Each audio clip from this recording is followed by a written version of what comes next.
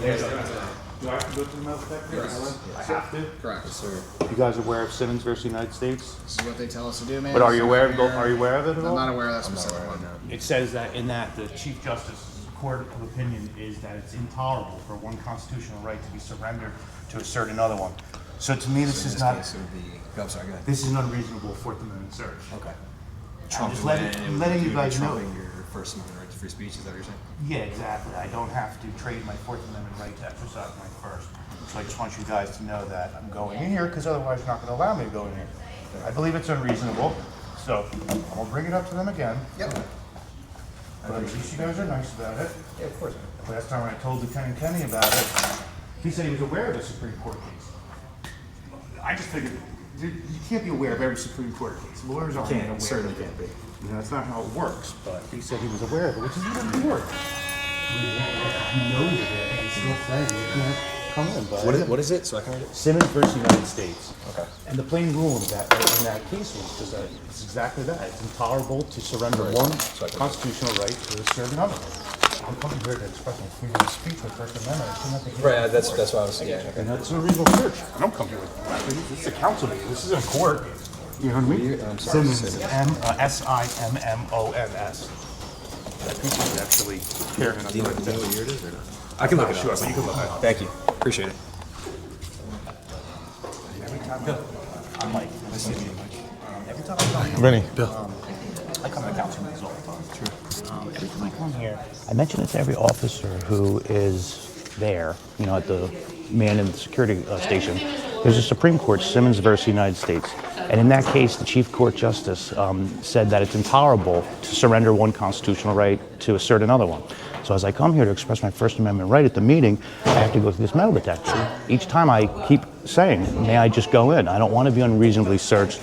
I'd like to just come here, come to a meeting. There's no reason to assume I have a weapon. This isn't a court. So I know they're following orders.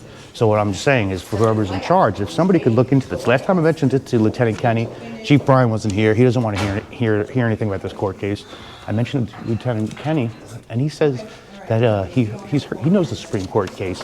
I had just found out about the Supreme Court case. You know, you can't keep track of all those kinds of things. Sure. Even lawyers, that's not how it works. You know, you look up and you see what the case entails, and then you find supporting, you know, documents and case law and all that kind of stuff. So I can't imagine he knew it, but if he did know it, why are you just willfully not allowing me to come in when I'm making this argument? You know, I bring it up to the council every time, but ultimately it falls back on the police, you know, who's ever in charge, and that's the orders that they're giving them. So I would like to come to this meeting one time and not have to go through a security checkpoint. I don't have weapons. I never carry weapons. There's no reason to assume I have any. Yes, Mikey?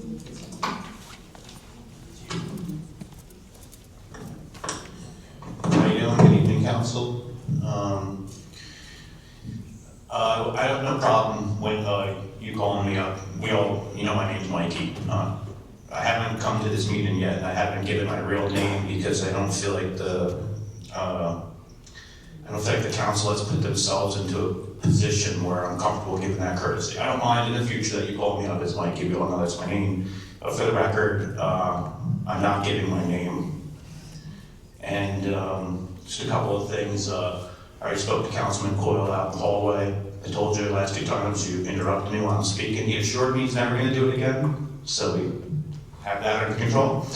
Also, when I'm speaking, if nobody, I don't want anyone speaking amongst each other. Just to show me that respect. I sit here and I don't speak. So I just want none of you to be speaking amongst each other while I'm speaking. Just to show me that respect. Do whatever you want when the other speakers are speaking. That's up to them to call you out for it, but I don't want you to at least speak when I'm speaking. I just want full divided attention, and I appreciate that. Spoke to the captain before the meeting, very nice guy.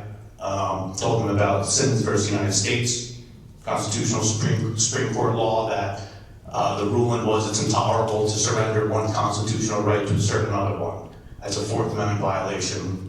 I've brought this up in meeting after meeting. Last meeting I was here, Lieutenant Kenny, spoke to him about it, and he said, "Oh yeah, I know that law," which I don't see how we could because I just found out about it. Even lawyers, you know, they have to, find case law that applies to whatever case is pertaining to but to acknowledge a Supreme Court law and then just willfully just overlook it is sort of ridiculous. Both times that Councilman Coyle cut me off, I was referring to the flag ban, or the prop ban, referred to as the flag ban.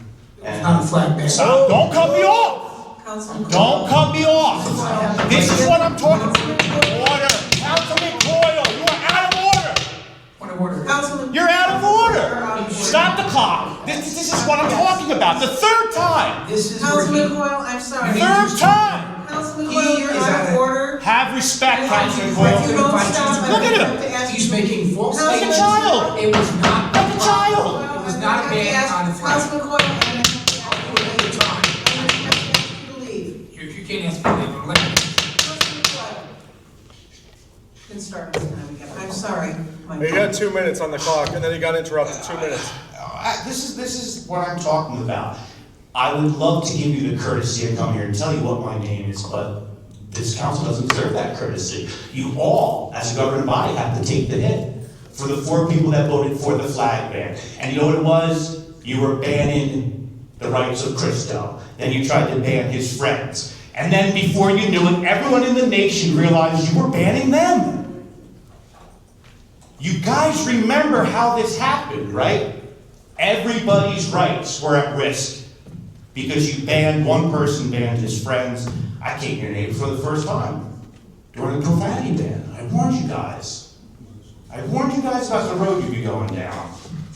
Every single person did nothing when that man was removed, when Joel was removed for waving the flag. No one did a thing. You got Mike Burns all over national TV yelling with the cops, ripping them out. Nobody did a damn thing because you banned the flag.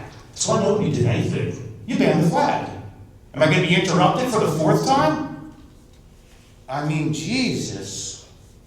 I want nothing more than to come here and tell you my name. But you guys don't even play by the rules.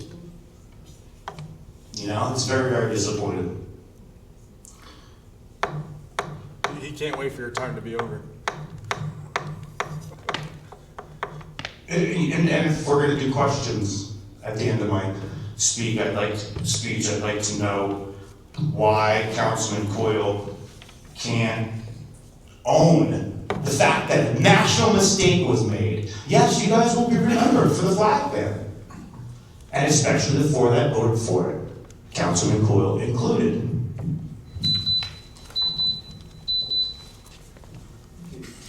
All right, anyone else? Council President. Councilman Coyle, did you want to say something? Council President, I just wanted to clarify the statements that the speaker made are false. Yes, we had a situation with a flag. The ordinance that this council voted on was an ordinance on props. If the speaker can ever find the ordinance and look at it and bring to my attention or anybody here, or highlight where it says that this council banned the flag, I'd love to see it. So he's making false statements, and he's here to just put flame on an old topic, and he's being an agitator, which is wrong for this council, and he should be. Residents fighting back after the City Council of Edison, New Jersey, banned the American flag, the Constitution, and other props from town meetings. I'm holding up an American flag to represent the constitutional values that I'm we going to have to should be give you a loyal to. warning, and if you continue, I will have to forfeit, you'll have to forfeit your time. This time is forfeit. And it violates the law. Your time should be forfeited. Your position should be forfeited. By your actions, you forfeited your right to preside over this meeting. Please have it in the room, just let me take the room. Thank you. Shame on you. That man right there in that video, he was tossed out of the meeting for the crime of standing up for Old Glory. City Council member from Edison, New Jersey, Richard Brescher, who voted against this new rule banning props, joins us now. What in the heck, Richard, is going on in Edison? That they would ban, that they would throw out Joel for waving a flag? Our mayor here has been trying to silence the public, is how I should put it. So they've hired a law firm, which is a township law firm, to come up with rules and laws of decorum, which in their minds will make the meetings quicker, nicer. And our resident, Joel, came to a meeting and he pointed out that constitutionally, you know, by you holding up the American flag, he said, are you actually calling this a prop? And on the tape, our attorney, you know, said, yes, the American flag is a prop, which offended everyone. They went to have him removed from the meeting. It's caused a uproar with our town and our residents, and apparently with the help of Fox across the country right now. And you know, to be honest with you, it's great that it got covered, because to be honest with you, doesn't he have a First Amendment right to express himself? I mean, this is, they always fundamentally forget that the government reports and works for the people. It's not the other way around. He has a First Amendment right, I think, in that public setting to be able to express himself and hold up a flag. That's not creating a danger or a threat to anybody. He can wave the flag.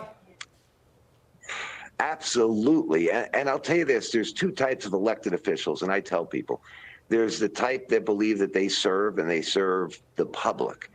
There's the others, and they call themselves leaders, and they expect you to bow down and do whatever they want. And unfortunately, that's where our mayor is, and his 4 council people that we have. That's an internal thing that as Edison residents, we're going to work on. Well, look, how they could say the flag was a prop is, it's idiocracy. Well, look, the good people of Edison, they're going to have to take this into their own hands and vote these people out of office if they want different results. Or just bum rush the meetings and just have a big old crowd and embarrass them to rescind the rules. Exactly. Well, I got to tell you, with all of this publicity that came out, they came out with a statement that basically said, we didn't mean to ban the flag. We didn't mean to call it a prop. But the truth of the matter is, it's on video, and they did. Yeah, so there's that. Yeah. Richard, we got to leave it there. Richard Brescher, thank you so much for joining us on The Bottom Line. Restore the public when this happens. It's continuous. It's going to eventually incite violence, and this place will be packed with people. You're the agitator.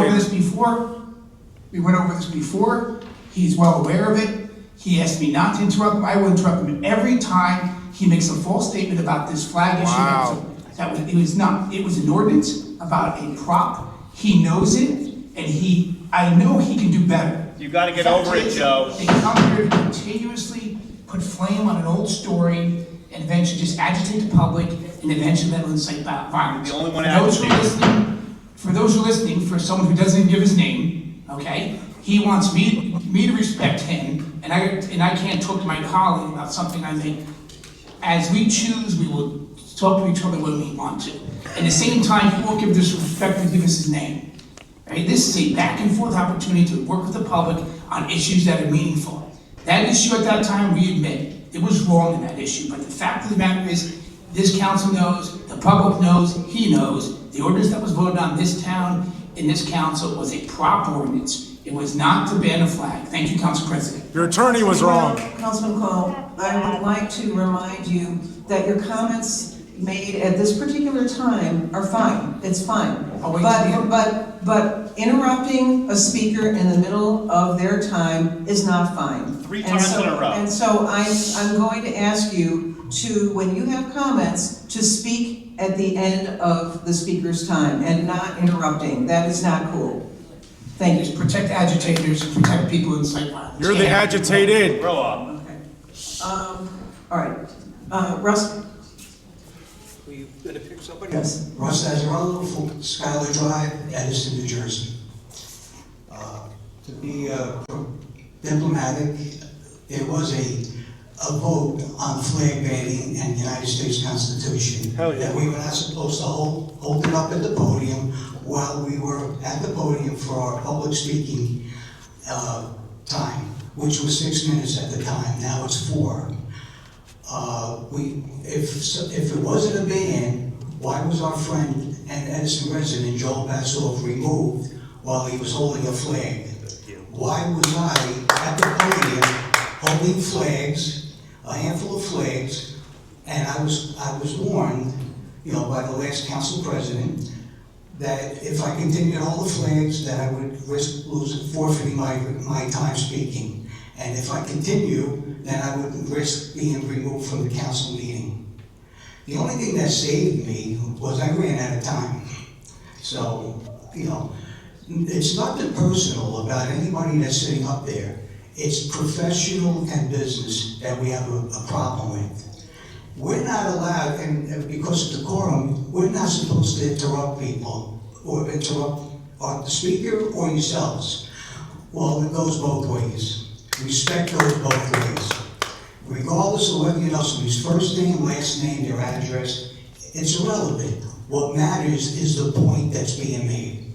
It's the questioning that's being made. We're supposed to. That's our right to have dialogue, to question.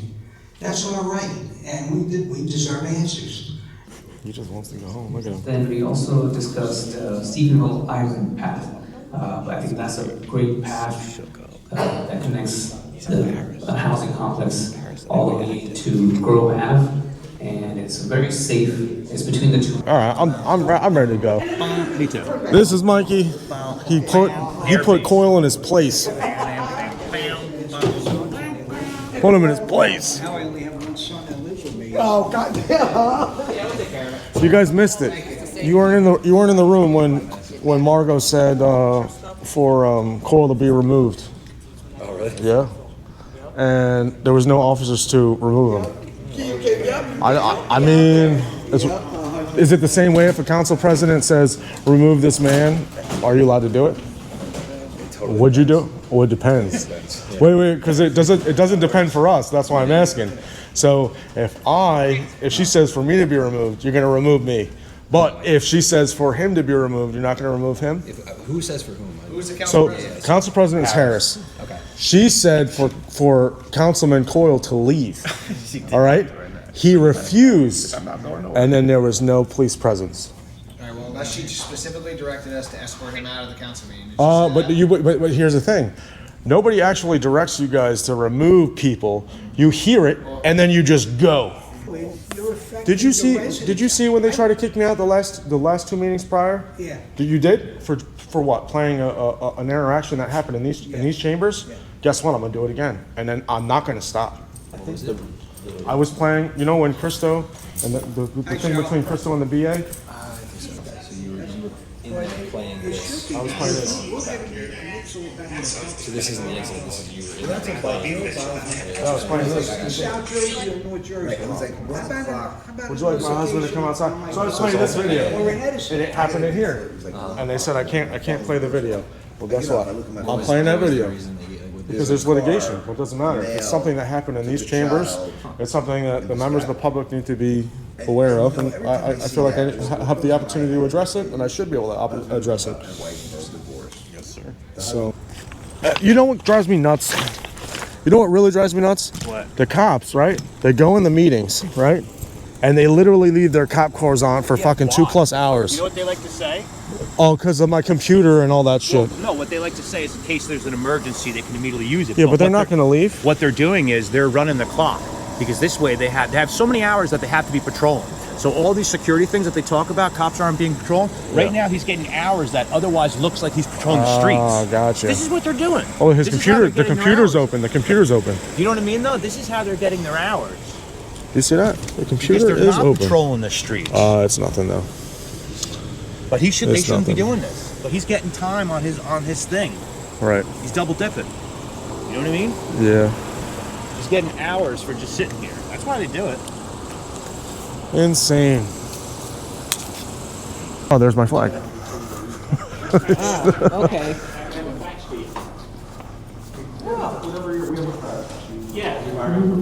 Scalzo! Mr. Scalzo! There you go. I heard some bad news. I'll see you upstairs. Vinny's flag, but I'm holding it. Yeah, hold it. I heard some bad news though. Coyle's not coming today. No! He's not here tonight. I had a whole speech. I'm like well prepared today. Some family thing. He's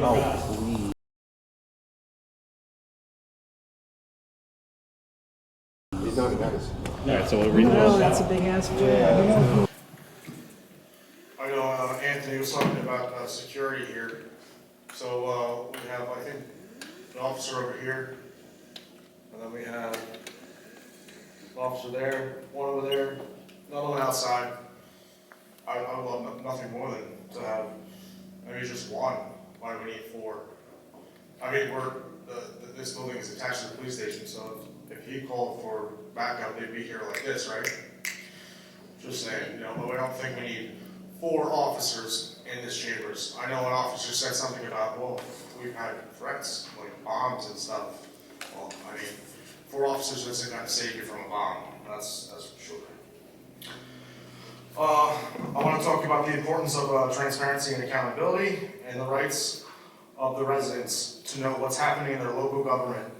We have seen some disturbing patterns emerging, patterns that raise serious questions about leadership, honesty, and responsibility. Let's talk about Sonia. We have reason to believe that she's actively seeking employment in other towns. Now that's her right, but the people of this town deserve to know why. Is it because she sees the writing on the wall? Is it because she knows that the actions of the administration is too much for her to handle? Or is it simply, is she simply looking to get out before things come crashing down? Whatever the reason, the public has the right to know. Second, we need to address the legal maneuvers being used to block the public's access to critical information. There's an ongoing effort to prevent a deposition with Mayor Sandroshi from coming to light. Why is it being hidden if there's nothing to hide? The residents of this town should not have to fight their own government for transparency they are promised. The legal system should not be used as a shield for those in power to avoid accountability. And we the people are paying for it to be hidden. How crazy is that? By their law firm, with our money. And speaking of accountability, let's talk about the mayor's trip to Chicago. We need credit card invoices showing spending during that trip. The question is, what was the money spent on? Who approved it? And most importantly, was it to benefit the residents of this town, or was it for personal or political gain? Public funds belong to the people, not to politicians who think they can use it freely without explanation. We demand answers. We already know he reimbursed the town $20,000, but we don't know for what. For what? We have no idea. We can't get any information out of the administration. No documents on what officers were paid or the credit card statements. Finally, let's bring back the 6 minutes. It was taken away to silence the voices of the residents, and that's not how this government should operate. The people of this town have the right to be heard, and the 6 minutes is not much to ask. The attempt to limit public discussion is a direct attack on free speech and civil engagement, and we won't stand for it. Do we have any new information on the rape allegations against Mayor Sandroshi? And it's time to stop hiding, and it's time to start answering. It's time for real leadership.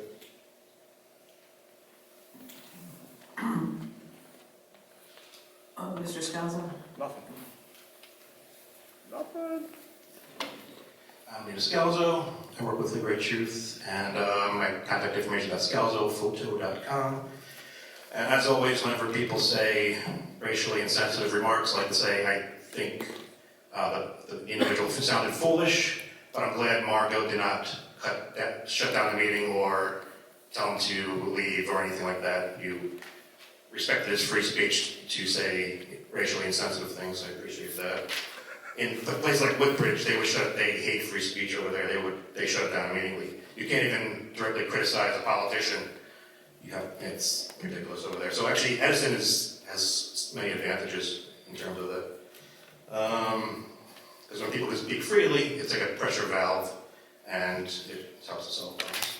So let's see. First, I was First, I'd like to, we've had other town attorneys here that were extremely, well, first, this particular town attorney I tend to like so far, third impressions really.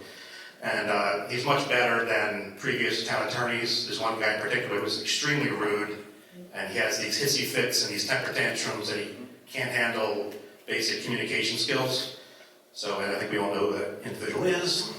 So this particular gentleman is much better. He's a little robotic, but I'd rather have that than a temper tantrum, personally. So, that's my... I think. Anyway, so, next topic is... I'll address the Chicago trip, the DNC, when Mayor, what I call Sleazy Sam Joshi, was doing his Comic-Con style politician fantasy camp, where he met all the big stars of political theater. Obviously, we, as Vinny addressed, it cost about $20,000, I believe, for 4 police officers to go, which I don't understand why.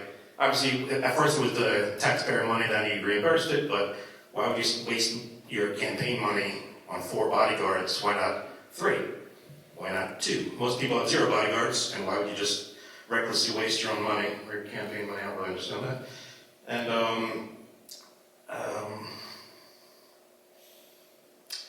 was it Sam Joshi's idea to pay back the township, or did someone else have to tell him the fact that I have to wonder about that is a problem? And the reason why I am suspicious is because he thought he could hijack the tax-paid attorney to hide the Glendale deposition video and even the transcript, which is kind of crazy. So I don't even think the thought of Sam Joshi, I don't think the thought entered his mind that he has to pay back the taxpayer for this Glendale issue. I mean, I don't see why the deposition would be hidden from Sam Joshi's bosses, which are the taxpayers. And because what is he talking about? I don't believe you have nuclear weapons here in Edison, so I don't see why anything would be kept secret. And last but not least, I'm limited on time. I wanted to speak about something involving Joe Coyle's comments last meeting. He kind of lost his marbles, but I'm not going to wait for next time. But separation 36. He made a comment similar to Christo's comment about. I don't even know if I'm going to bother reading it, but I'll wait for next time. It's the same exact comment that Christo was blamed for making a threat. Councilman Joe Coyle made the exact same comment, the exact same concept behind it, but it was not considered a threat. But I'll wait for next meeting to get into that. It's basically how I'm out of time. Thank you for your time. Mikey. All right, good evening, council. Anonymous. Hopefully I don't need my gavel today. That was extremely disturbing what happened last time. Just as a little recap for everybody, that was the 3rd time that I was cut off by Councilman Coyle after he guaranteed me that he wouldn't do it. Unfortunately, he's not here today to interrupt me for the 4th time in a row. But these kinds of violations, I mean, Edison has become notorious for stifling the First Amendment. And we can just, someone keeps track of the questions. Who is the ADA coordinator? Did Richard Brescher ever get an answer on the Hill that supposedly was compliant? Also about the constitutional lawyer, did he ever get an answer on that? I'd like to know. When I leave the meeting, I see the Edison, not trying to discourage or throw shade on the Edison police. A lot of these guys are cool, but the cars are running outside. Is there a certain amount of hours that they have to log on their computer where they otherwise would be patrolling? Is that why they're not patrolling as much? Because they're getting logged hours on vehicles that are running the whole time during the meeting? These are some issues. I really wanted to spend a whole 4 minutes addressing Joe Coyle, but he's not here, unfortunately. I have a tort claim here that I would like to submit, along with some pictures as a reminder of the flag ban. And when I even spoke, I said I referred to the prop ban as the flag ban, which is what he's been saying the whole time. I referred to it as a flag ban. He said those words and he jumped down my throat, violating my rights. He made statements that he is going to do it every single time. So he has expressed publicly a premeditation to continue to violate my First Amendment rights when this has been an ongoing issue with Edison. To correct, and I agree with Scalzo, I do like this attorney. Unfortunately, some of the things he says are incorrect. Newspapers are private, they're not government websites.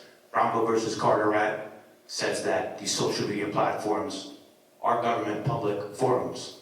So you're incorrect about that.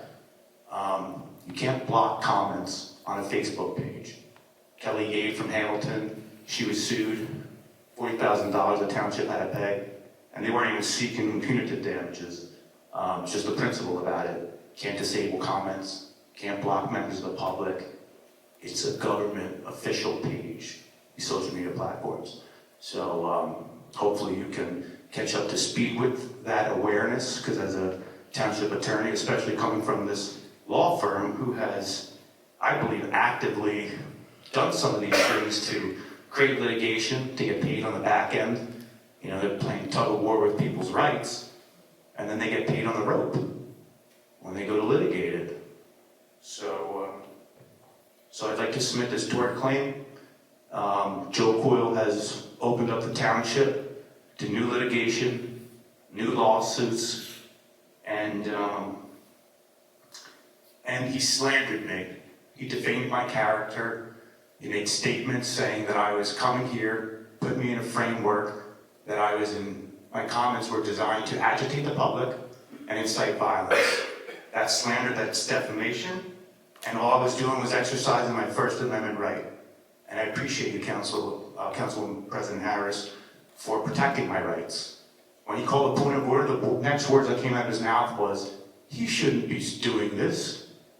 The First Amendment, it's the First Amendment for a reason. It's protected for unfavorable things. So I'd like to submit this tort claim.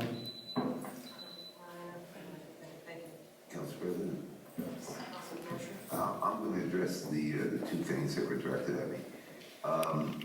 Constitutional lawyer. Our attorney told me he doesn't know of anyone in particular. He said he's the one that's supposed to give us that advice. And we did speak about it, but he gave it to me in email format. I'm reaching out to, I think it's Dover. I'm going to have to talk to a couple people as to where I heard this or seen it. But they had a constitutional lawyer, is what I thought it was. It was somebody that was directing them on decorum and the whole type of thing. Dover sucks. Dover sucks. Well, I don't know which town it was, but I'm going to try and find that constitutional lawyer, recommend to this attorney that I'd like to speak to them. And the only reason why is this body has struggled over the last 3 and whatever years, since we got the new mayor, with this. And I spoke to my colleagues about it, I've spoken at length about it. You know, it's trying to stop the Constitution is a hard thing to do. And a lot of, and the way judges interpret it is even more perplexing. They decide on the facts that are given at the time, irregardless of whether the second step would actually then be a violation. So that I'm going to look into, and I told our attorney I'd get him the name of that attorney. The ramp in the ADA. I did talk to our attorney about it. They believe that it was grandfathered in, except there was no ADA when the building was built at the time. But the building is required to have an ADA. What it turns out to be is our ADA compliance is the walkway underneath and the elevators coming upstairs. I asked him why it was shut down. He said it was done through the command of the police department, which would be the Mayor Sam Joshi. He technically is the head guy in charge, Wow. safety official. He made you go up that ramp? Well, that's by the law. Yeah. But So I can only assume that he was the one that made the decision. Lefty. I don't think the patrolman And the made the woman with one decision leg? to secure the building that day, because they said that, I said there were gonna be thousands of people that are gonna be here. I have to go through my email and text. I believe I was asked, how many people were coming, and I probably said, I don't know, 20,000, I got no clue. I didn't call 1,000 people, I didn't call 20 people, I didn't call anybody. But irregardless of that, it was shut down. And whether that's the police chief or the public safety director, whoever made that, recommendation, I'm looking into this, because what I see is that they still have to maintain ADA requirements. Okay, so if they were gonna shut off that opening, you can't use that ramp for it. And that meant that they had to have the fire department here to carry people up and down. And that's a requirement that they would have to have, okay? They just can't close it off. What bothered me that night, and I would think the chief of staff and BA should look into this, was we were locked outside, and the officers, when I asked, forget about them saying I brought everybody here, so whoever that officer was, to be honest with you, I think he was nuts. Not to think it wasn't the flag band, but it was me that brought everybody here. But I was told that the elevators didn't work. And then I watched a construction worker come out of the elevators. Somebody working on the fire alarm system. It was an electrician of type. I went on the elevators that day. They were working. So I know that the elevators did work. I just didn't understand the premise of public safety of shutting off downstairs as opposed to locking this. Downstairs is pretty, you're almost corralled in where you can only kind of go up, to here. I'd like to get a reasoning as to why they did that.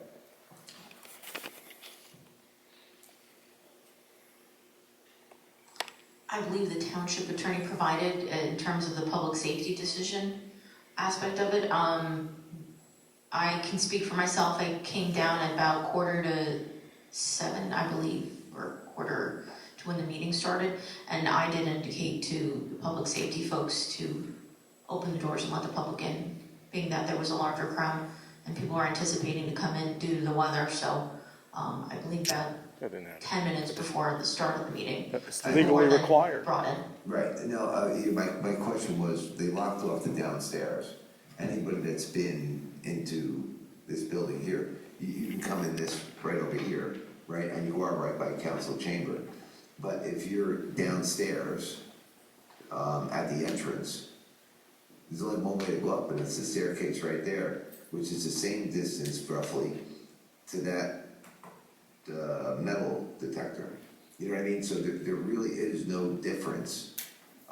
So I'm wondering who in public safety, the mayor, the chief, whoever, who came up with the idea that we should close off downstairs that had this ADA access, as opposed to maybe close off these doors up here and funnel everybody in downstairs. Again, as the attorney indicated, this was a public safety decision, so I would just refer to that. Oh, the mayor. Okay, right, and I guess that's part of this timing part here. When we say public safety decision, ultimately the mayor is the public safety director, correct? Councilman, you know the answer to that. What would be the answer, Councilman? The answer, he's the public safety director. Then the public safety director did not allow ADA compliance and lock people out of this building to stand in the rain that day. Your mayor. So it's the mayor. I guess that's where we went. And thank you for taking months for us to get to the handicap compliance, to cover up for another one of the mayor's blunders here in Edison. And then he wonders why people come here and they voice their opinion. Thank you, Council President. May I also ask Anyone else from the public? I asked who the ADA coordinator was. Do we have an answer on who the ADA coordinator is? That's typically the engineering department. That would be Brian Picarillo? That's our current acting township engineer. The last question was,